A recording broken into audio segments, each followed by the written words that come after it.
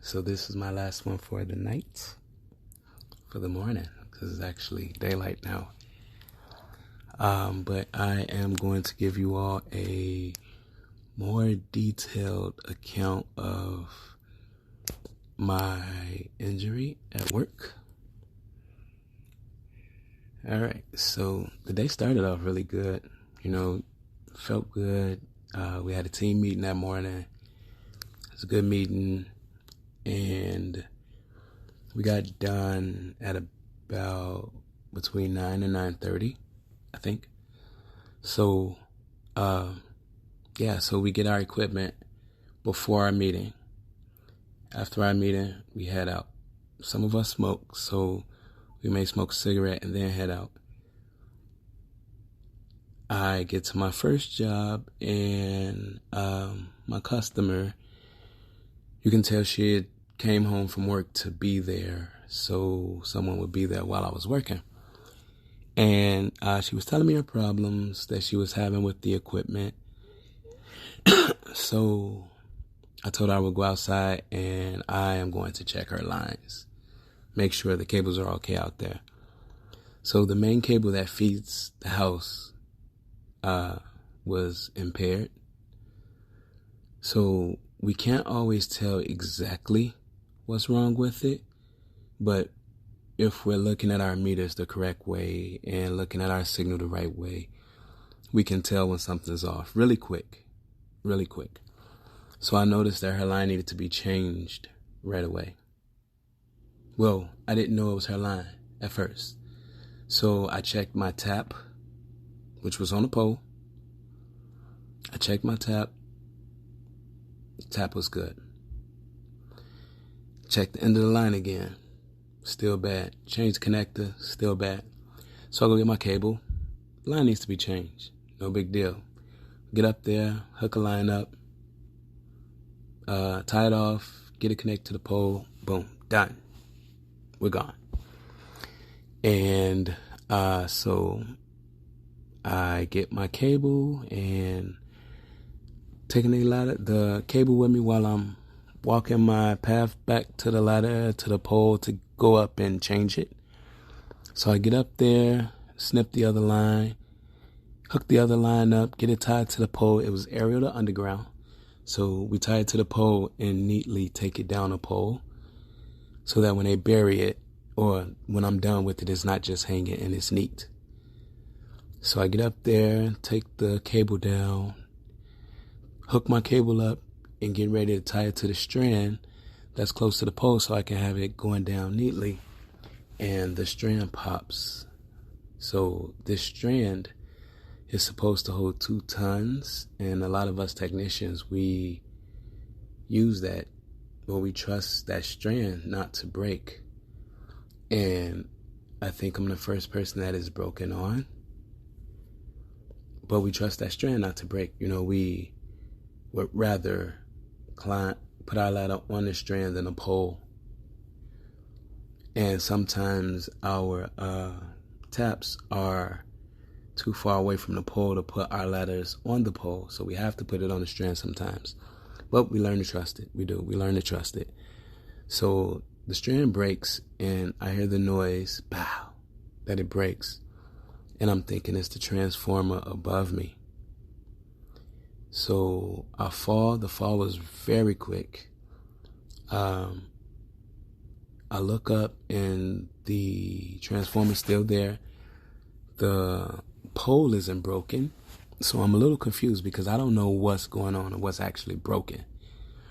So I start to check myself, and I look at my wrist, and my wrist is sitting off to the side. So it was really weird that I found out the next day that I had my left wrist broken. I had a bruise on my inner right leg thigh, and then I had a gash on the shin part of my right leg. It's like I don't know how I fell. I just know I jumped up really quick, checked to make sure that the transformer wasn't coming down on me, and I saw my wrist was broken, so it scared the heck out of me. So I called my supervisor right away, let him know that I fell off the pole, And, he asked if I needed help or if I was hurt. I told him, yeah, I'm pretty sure I broke my wrist. So he told me to call the ambulance, call 911. So I did. I was planning on doing that anyway. But I went and told my customer what happened so that she's just not waiting for me. So I told her what happened, and she saw my wrist, and I also had a cut on my lip. So I did hit my face, but I had my hard hat on, so I didn't lose consciousness. I originally said I fell 20 feet, but my manager said that it was farther than that because the other side of where my ladder was a decline in the yard. So that was like a downhill little slant that they had back there. And the way I fell, he said it was between 30 and 35 feet.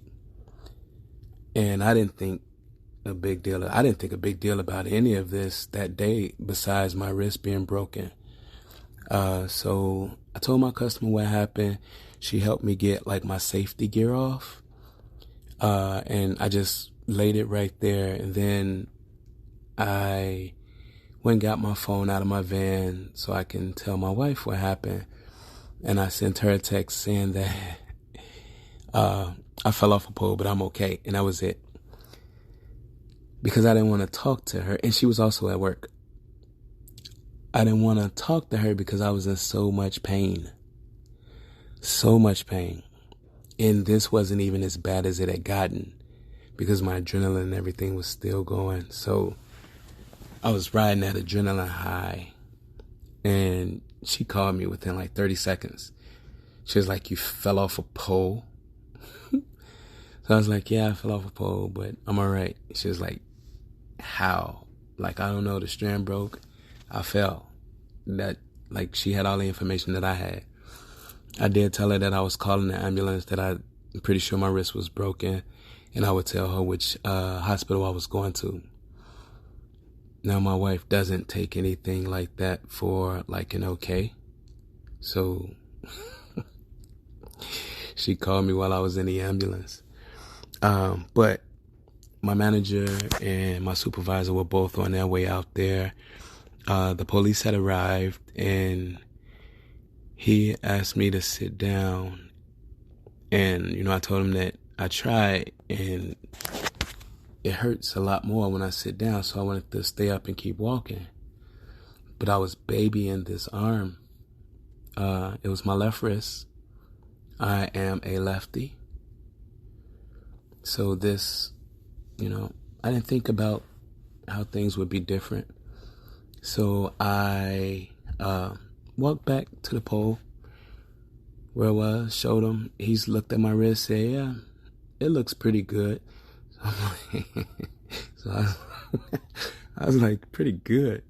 He was like, "Well, just trying to keep your spirits up." And my customer she was awesome. She asked me if I needed water, if I needed ice, if I needed anything. And then when the officer tried to make me or had me sit down again, she went off on him. She's like, "Didn't he tell you it hurts when he sit down? Just let him stand." I appreciate her for having my back like that. And, he wasn't doing anything wrong. He was just trying to get me to sit down, get me relaxed. But yeah, I was in a lot of pain, and my customer was afraid for me because I had just fallen off a pole in her yard. Well, it wasn't really her yard, but I just fell off a pole in the back. So I'm glad that I didn't lose consciousness because no one would have found me for hours, depending on however long I was out. No one would have found me until maybe that customer would have found me trying to see what's taking me so long. Or maybe dispatch would have sent somebody to come help me because they wouldn't have been able to get in touch with me. But that didn't happen. So the fire truck get there. They check me out. One guy said, "Yeah, it's broken pretty bad. You did a good number on it." I was like, "Yeah, I understand that. I can see it. It doesn't look right at all." So I get to, the ambulance come. And the time I'm in the ambulance, my supervisor and manager gets there But the officer told them that I was being worked on by the paramedics, so they put like a little sling on me, and then they started hitting me with like some really good drugs. It didn't do anything for the pain, but I felt great. I was in a lot of pain, but I felt great. Now, one thing you'll have to know about me is if I'm not dying, I'm probably smiling and cracking jokes. Probably. So I was in really good spirits that day, that whole day. We got to the hospital, they let me out, and first person that showed up was safety guy, Ken. He's a friend of mine. His wife is a friend of ours as well. The look on his face was scary to me because he didn't know what he was walking into. He called his wife so his wife could call my wife to try to prepare her for something that she might see. And everybody was surprised when they got to the hospital. My wife, my twins came, and the look on their faces was also horrifying to me. You know, my manager, my supervisor, the looks on their face was horrifying to me. The way everyone looked when they came through those doors scared the shit out of me, because I knew why they were looking at me that way. And it wasn't what they thought. So when the safety guy gets there, I tell him, like, hey, let's do the report.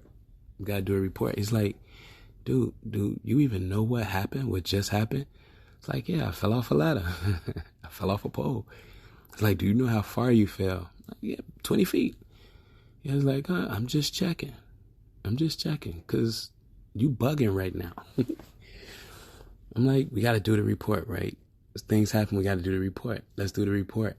I'm not doing anything but laying here in the bed. So he said, wait, we'll take care of it later. My wife, my kids get there.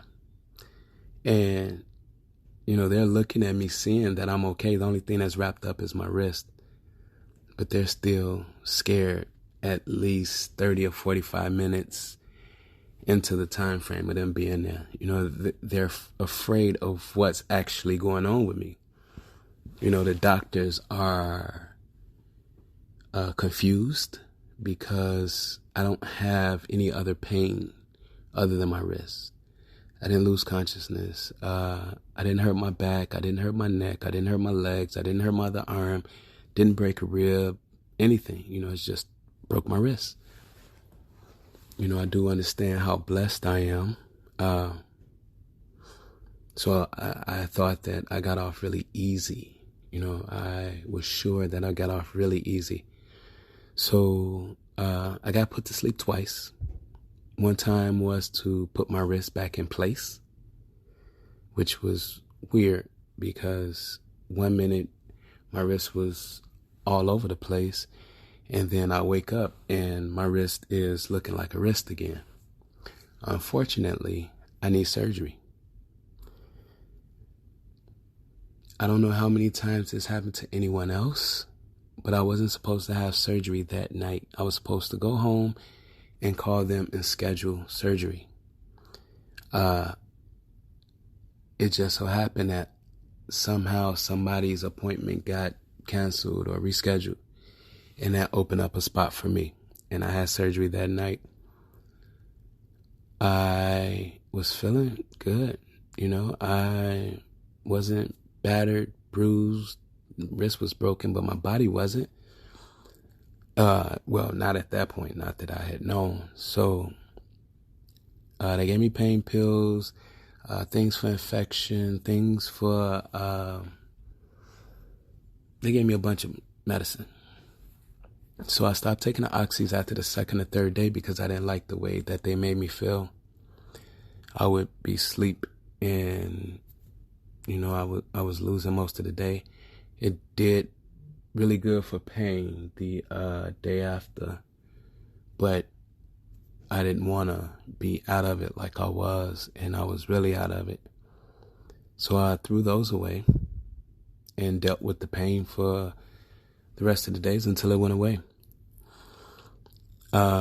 Within the next few days, I couldn't sleep because I was having a dream that I kept hitting the ground, and at first I was calling that a nightmare because that shake, it felt like my body was shaking, and I would wake up and I couldn't go back to sleep. So that was a nightmare at the time. And then I started to call it a dream because I didn't want it to continue to have that nightmare effect on me. And, it still was a bad effect. Then one night I was sitting downstairs, and about 8 or 9 o'clock, I started having all these negative thoughts. I was blaming myself. I was blaming my company. I was blaming the pole, the strand. I felt like I was being punished. I wasn't able to form a positive thought in my brain until about 12 or 1 the next afternoon. So I was up all night with this. Once I started to come out of it, I felt like I got this. I can get through this. I done been through worse. I get through it. I got it. And, I was okay for a couple of days. I still couldn't sleep because of the dreams. But I couldn't sleep, but I wasn't in that place of negativity either.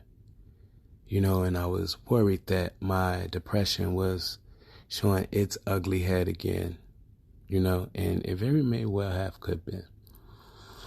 But then I had another night like that, and it wasn't as bad as the first. I was able to fight it just a little bit, but I couldn't fight it to the point where I needed to. I didn't understand what was going on with me. I didn't understand what was happening. I didn't understand why my brain wasn't being normal. It was making me see me as if I didn't know who I was. So I got through that night, and that went away the next morning. And, I'm going through it, and I haven't even been to my first appointment yet. I haven't been to my first appointment yet. And then I had my first appointment. They took my stitches out, and that was pretty painful. And I was sitting in the doctor's office with my arm up, not resting on anything.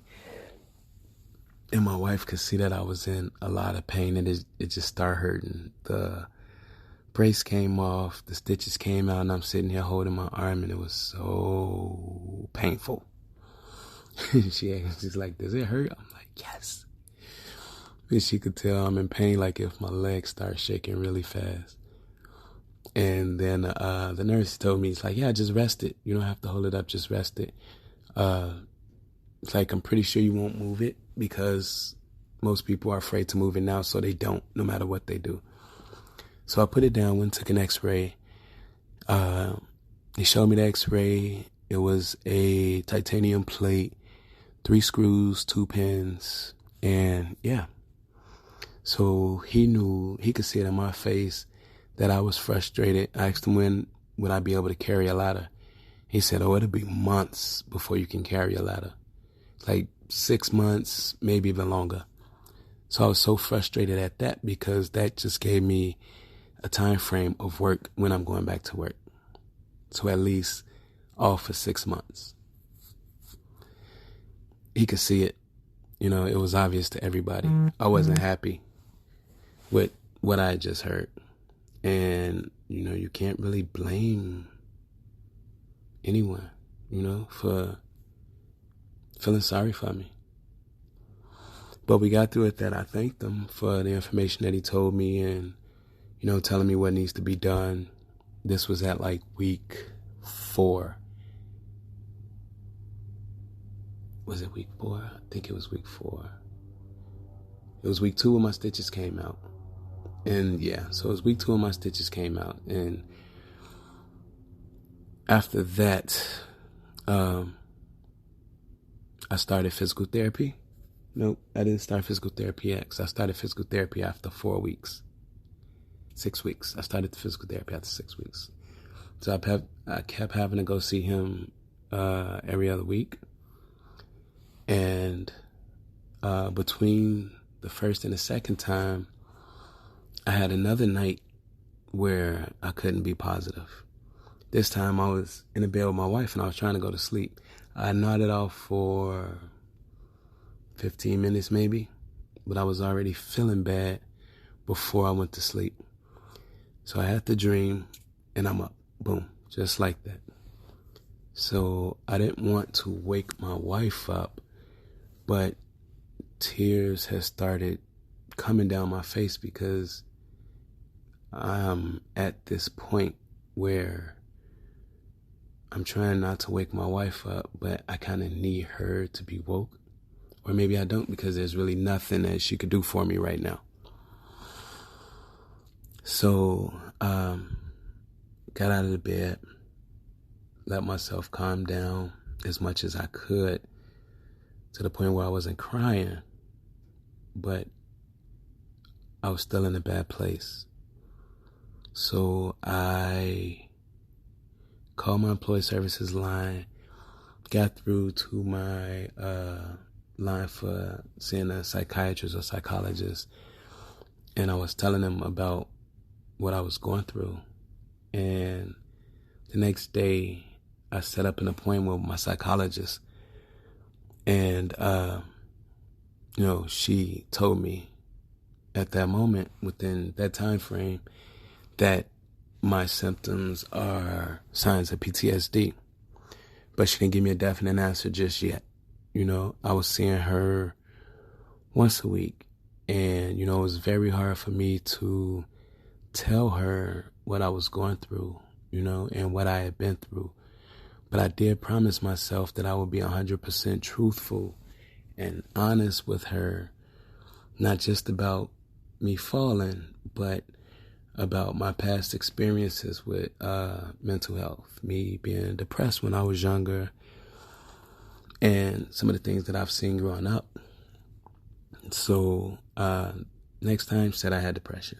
So at this time, my wife had yelled at me for not letting her help me. I wouldn't let anyone help me. Don't hold the door. Don't pick up nothing I'm trying to pick up. And, everybody was helping me or trying to help me, and I wouldn't let them. But I didn't have that independency anymore because my left hand was broken. I couldn't do anything with it. I couldn't do anything at all for 2 months. Absolutely nothing, because I was not allowed to use this arm at all, or put myself in a situation where I would possibly use it. So I wasn't allowed to do anything, absolutely nothing. So I was seeing my psychologist, and then I started to see my physical therapist, which was fine. He had me working on range of motion, which progressed really good. So they gave me some hope, that I would be able to go back to work. And then my psychologist told me I had PTSD, and that made me take a step backwards, because I have this thing that I don't understand. I don't know what it is, and I got a name to it, which helped, but it's not something that I've been through before. So I'm in a situation where, I've dealt with everything in my life, or I thought I have. And I thought I knew how my brain works. And now I have this thing that's telling me, no, I don't know how it works. And I won't understand it for a while. I continued to see her and told her about my past experiences, and I found a safe place inside of her office to just talk. She said I made it easy on her, because I would come in and I'm just talking and I'm telling her things that she would maybe tell me, which is good that I can do it in her office, but I can't seem to do it at home. So I continue to not be able to sleep, and that still affects me to this day. And it's kind of sad because I can be up for a day or two at a time and it's like completely normal to me. Sometimes I don't even feel tired, but I know that's too long for the body to heal adequately. The body needs the rest, so I sleep when I can. And I started dealing with the PTSD and researching it, and my dreams got worse for a while. So instead of me just falling and hitting the ground, then I started having a dream to where I was looking at myself on the ground unconscious, but I never lost consciousness. So I didn't know where this dream came from. And at first I thought I was looking at me dead. And one of my kids asked me if that's what I thought it was, and I told them no, because I didn't want them to think that way. So I said no, but that's exactly what I thought. And my psychologist told me that I was looking at me, but I was encouraging and pushing myself to take that step, to get up, to move forward. She said that's what that was. I don't know if she's right in that, but I like that definition of it. So that's the one that I kept going with. And it didn't always feel true, but it gave me hope that I was encouraging myself to get out of the situation that I was in. So after that, it got a little bit weirder because now I'm looking at myself on the ground, and then my safety guy, manager, and supervisor all walk up, and my outer self is telling them to help the me that's laid out on the ground. So it's like they don't hear me. They turn around, they walk off. And I'm telling them, like, hey, y'all not going to help him? Y'all not going to get him up? You won't do anything? And they just kept walking. And I turned around, I'm like, Dante, get up. So that scared me. It was like, all right, what the hell is going on? So I took that as maybe that's something telling me that I will never go back to that job. And because I just didn't know. I didn't know what that dream was telling me, or if it was telling me anything, but it bothered me. So I eventually told my group that I was having these hard times sleeping, and this hard time sleeping, these nightmares, and, my body was going through this change, and they embraced me. And it was something that I didn't know I needed, and I really did need it.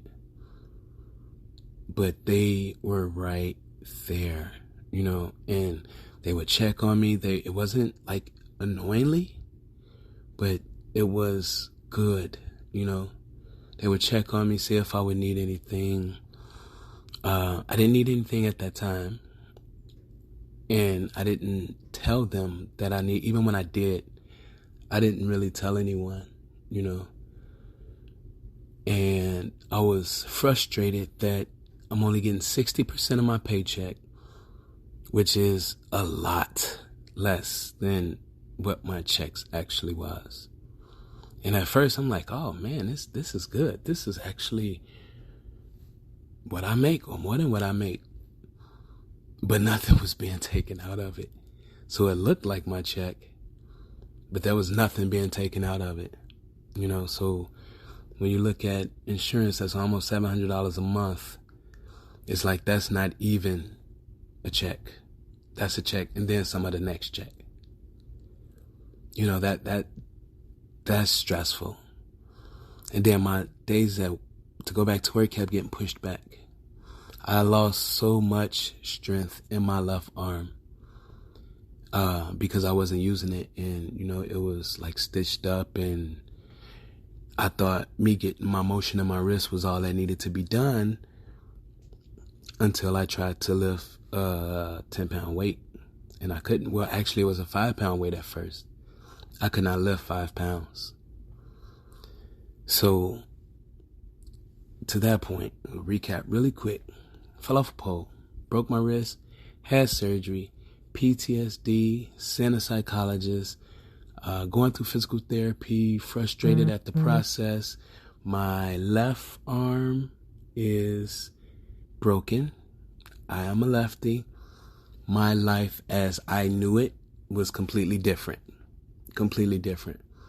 Because everything that I was comfortable with and everything that I could do, I could no longer do. I couldn't do it anymore. And I couldn't find a way to do it. Because I am a lefty. A lefty. I couldn't do it. I couldn't figure it out. So I had to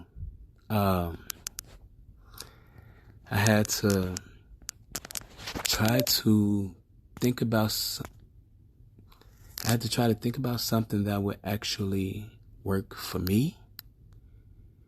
Something that'll make me feel like I'm moving forward. And that was lifting a 5-pound weight. You would not believe how much success you can feel from going from 5 pounds to 7 pounds. Now, I'm not doing anything but working on my wrists because I thought that was building up everything I needed. So I borrowed a 20-pound weight from a friend of mine next door, and I could not lift it. I was embarrassed one time because I went to the store, got some laundry detergent, and tried to grab it with my left hand because I kept forgetting. And I dropped it. As soon as I pulled it off the shelf, it fell right out of my arm. The detergent was all over the floor. I was embarrassed. So when one of the workers came around and asked me what happened, I literally told them the whole story. I told them everything that happened from the moment I fell up until that moment right there. He was like, don't worry about it. It's cool. But I was so embarrassed. I was ashamed. I was hurt that I had just did that. And this was where my where my life was at this point. I felt so bad. And I could not lift 10 pounds at this point. And at this point, my cast is off. So there's nothing but like a sleeve that I was wearing to remind me that I still had issues with this arm. But it sometimes it didn't work too good. Went to Chicago for a family reunion. I was not supposed to barbecue because of the potential of me using my left hand. But I barbecued anyway. Started at early in the morning, and by maybe noon, my left hand was so swollen. And I had not used it at all. I just didn't elevate it at all. So my hand was really swollen. And it took all day to get it down. All day. And from what the doctors say, that's something that will continue to happen from time to time. There's no way to explain it or really tell me what it is, but I think that's how doctors work these days. They don't know what's wrong with anything anymore. We got through the family reunion, and I slept at my mother's house. And I'm this huge mama's boy. Huge mama's boy. It's ridiculous. The only person I know that's a bigger mama's boy than me is my son, Jamal. For real. But, it's not only me that's going through this. It's my family and mainly my wife. She wants to be there for me. She wants to help me. And for one, I won't let her. And for two, it's not much she can do for me. I was talking to her about like how I was feeling and things that I was going through. At one point she told me maybe I'm talking about it too much, and that's why it's on my mind so much, and I didn't take that for what she was actually saying. I thought she was telling me that I was talking to her too much about it. So I stopped talking to her about it. I felt like she didn't want to hear it, so I stopped talking to her about it. I kept it all in until I saw my psychologist, or until I don't think I really told anybody like the details of how deep this went. It was pretty deep. It was pretty deep. But during, this is December. So maybe in October, I started to have anxiety attacks. And my wife saw one of my episodes and it scared the crap out of her. She didn't know what to do. I didn't know what to do. I would just lay there and wait till it went away. I didn't actually know how dangerous anxiety attacks could be. I stayed in one place to try to calm myself down for as long as I could so it can go away. And I'm not sure if it worked or not, but I know them damn attacks lasted a long time. It was like between 30 to 45 minutes each time.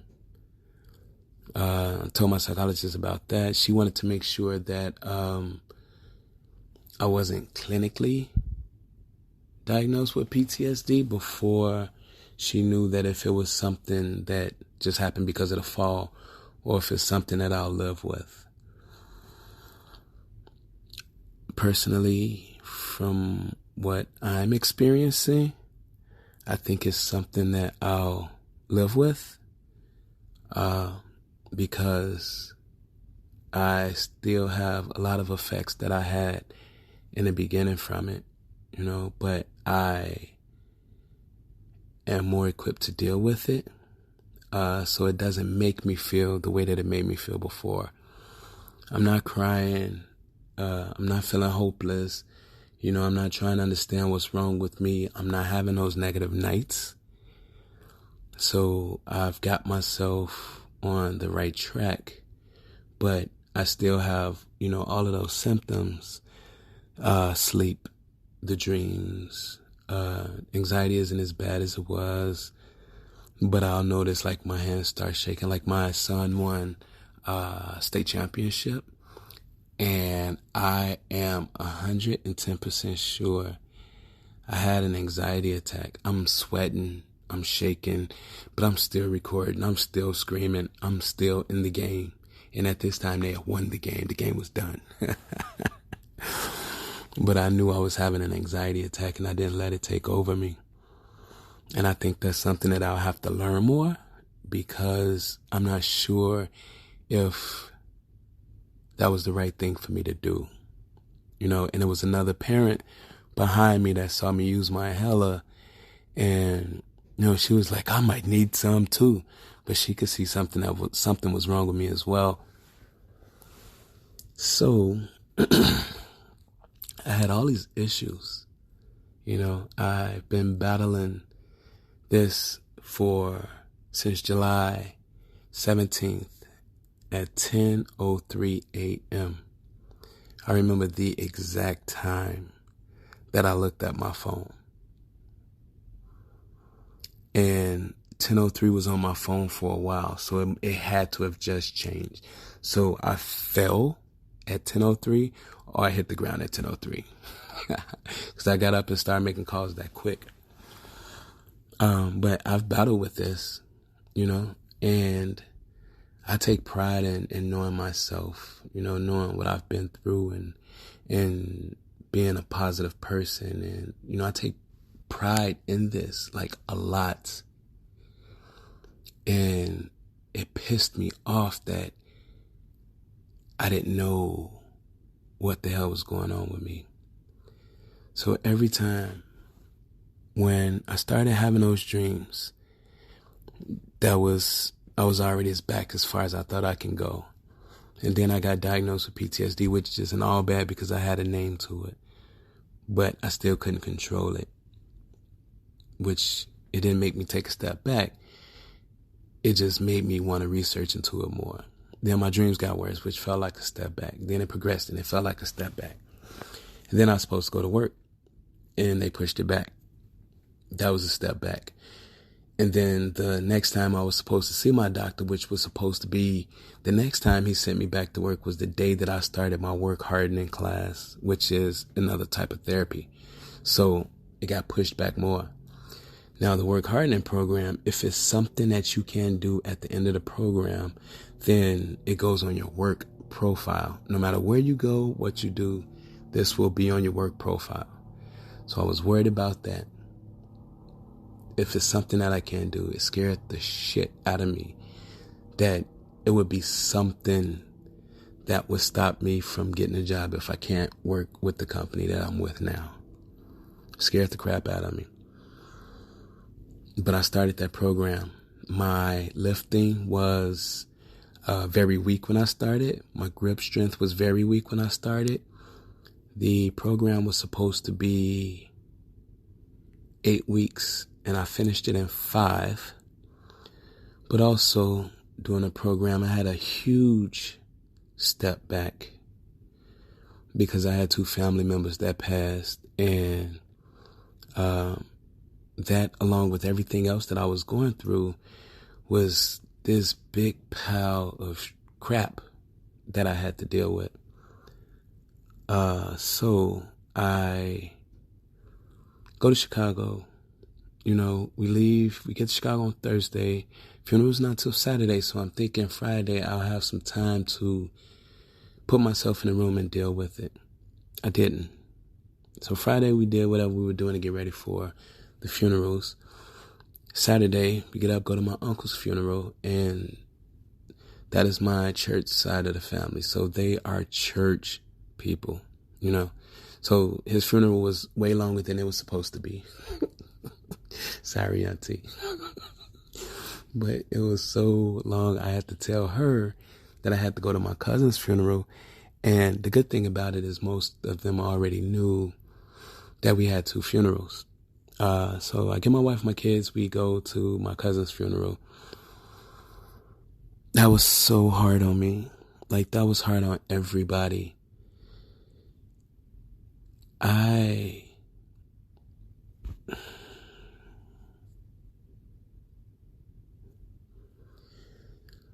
That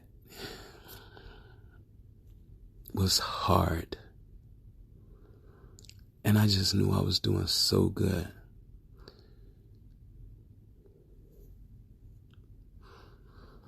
But to see her there, laying there, and her kids, seeing her laying there was bad. It was so bad.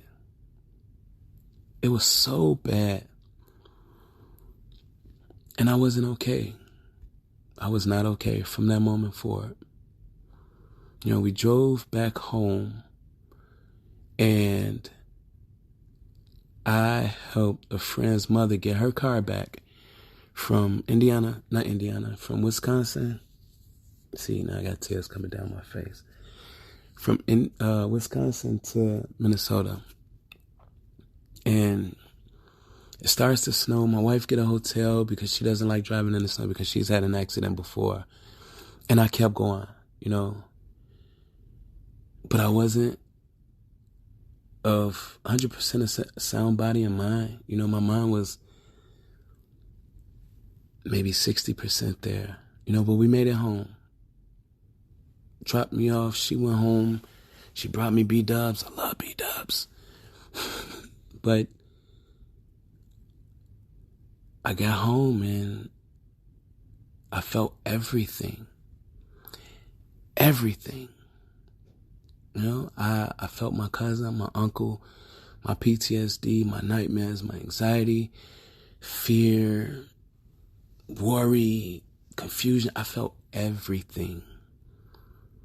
And I didn't have my wife here, you know, and I blamed myself because I should have stopped, you know, and at first I wanted to stop, but my friend's mother didn't have her medicine, so we couldn't really afford to stop. But I felt it when I got home. I felt everything. I felt everything. And I finished my work hardening program. They evaluated me, and my strength with lifting went from very weak to strong to extremely strong, depending on what I'm lifting and how I'm lifting it. So that was a big accomplishment for me. I finished that program in 5 weeks. I've been trying to do those things for 4 months and couldn't do it. So Saunders therapy is awesome. Trust me, it works wonders. I've seen people with rotator cuffs that didn't heal right or that they had issues with, and they made progress. So Saunders works wonders. I still see my psychologist, but for a while I've been seeing her once every other week. I haven't seen her since I've got back from Chicago for the funerals, but I've been okay. I haven't been 100%, but I've been okay. I've been okay to deal with it. The thing about this time of being off work, I've been able to be more productive inside the community, and I have a passion for something here, I started mentoring a kid today, and I'm hoping that could be a path that I can take. But I can't quit my job. I have to make money, and I have to go hard because we wasn't making the money that I make for 4 months. That was a lot of income that was lost. And I'm hoping to make some changes, that'll be directed at something that I absolutely love. Absolutely love. And it's making sure that kids are okay. That is the one thing that I got from everything this summer. This fall was the biggest blessing that I've ever had because it's made me realize that I do take things for granted sometimes, and it's small things, but it's things that matter, like being left-handed and not having a left hand. But it also made me realize that I fell 30 or 35 feet off a pole and I only broke a wrist. And I've read stories and talked to people who have been in worse situations. There was a technician in another state that fell 15 feet from a ladder and died. I fell 30 feet and broke a wrist. So I have some concerns going back to work. I'm not 100% okay with going back to work, but I need to go back to work, and I need to work on that part that scares me. Because I will never live my life in fear.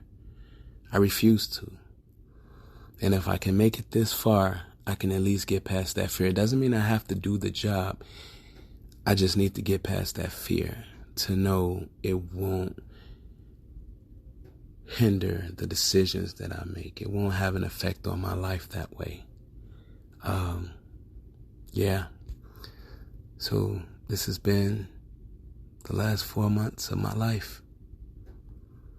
It's been really difficult, very trying, extremely confusing, and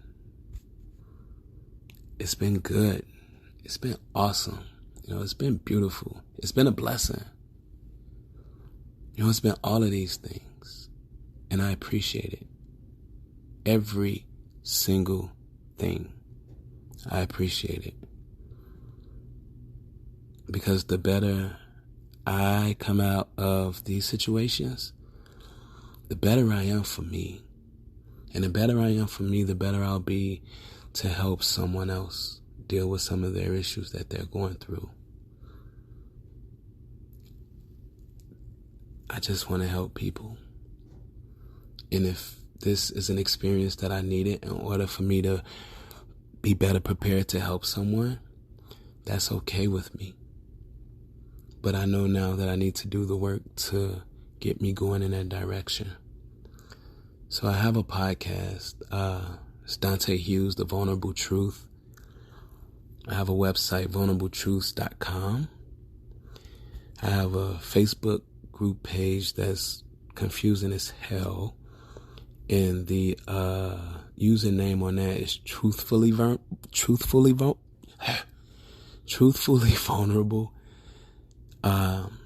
Yeah. And hopefully, I can get to a point where things are putting me in a different direction of maybe being a mentor, or maybe doing something in the school district, or maybe it's something with mental health that I can do, because I've experienced a lot. And I'll keep everyone updated about the kid I'm working with now, to see how my mentor skills are, And if you're listening to this, I thank you. I appreciate you listening. I would love it if I could get some comments. That would be awesome. That would be really good if I can get comments. But I'm not even sure which sites have comments, but my podcasts are everywhere, literally, like on 1,000 sites. I don't know if it's that many, but it's a lot of sites. As with anything, I hope someone finds something really, really good in the things that I talk about, and possibly able to use it in your life, or for you to help someone else. My success is not me getting through things alone. My success happens when I'm able to help someone else deal with things that they go through. So I appreciate you guys. I really do. I thank you for listening. Reach out to me on Facebook, on the website. I just want to know what everyone thinks. Thanks, and enjoy your Saturday. Later.